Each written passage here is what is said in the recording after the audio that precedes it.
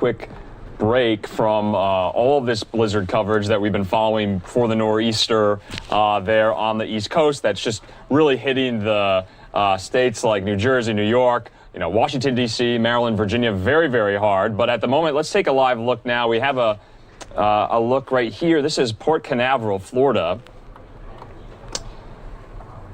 And the pandemic has just ravaged America's cruise line industry, halting all trips since last March, with more companies canceling cruises through the spring. The nightmare continues for America's port communities, but live with us, as always, is Robert Sherman. He's live there in Port Canaveral, Florida at the moment. Robert, nice of you to join us. What's going on? The cruise industry has just taken a really, really big hit since the beginning of the pandemic. How are they going to come back? Well, that's exactly right, Andrew. And port officials thought that cruise ships would only be sidelined for a short while, remember, but weeks have become months. The bills have piled up, and now, at this point, they don't know when things will start to get better.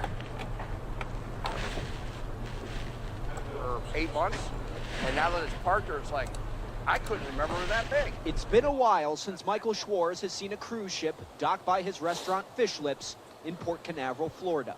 While this ship is only here for maintenance, Schwartz has missed seeing them and the business they bring.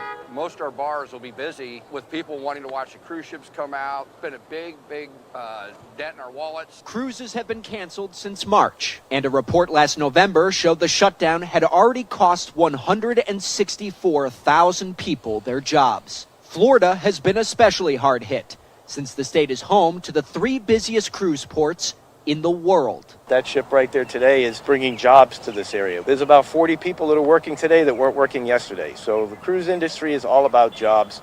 It's all about people working in the state of Florida. Captain John Murray, Port Canaveral's CEO, says while cargo shipments have helped keep them afloat, they need the cruise liners to return. But that may not be for a while. A number of companies have already canceled all cruises through April, some through May. And while airports have received relief, seaports have not. Every state has airports, so that gets high visibility. Seaports don't necessarily get that coverage because only some states have them. For Michael Schwartz, all he can do is hope for better days. I think it'll really put a shot in the arm to everybody that if they're sailing, things are a little bit back to normal.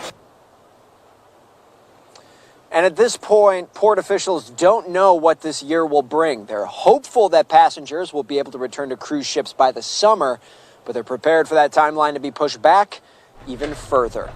Andrew? Robert, thanks so much for that report there, live for us from Port Canaveral. See you again. Thank you, Andrew. All right, we will be continuing with storm coverage here on NewsNOW from Fox. So my colleague Daytona Everett will be jumping up into the chair. We're going to be playing for you as well just some more of the press conference from earlier from Governor Cuomo out of the state of New York as they are preparing for that. And we'll be bringing you any more live events later today.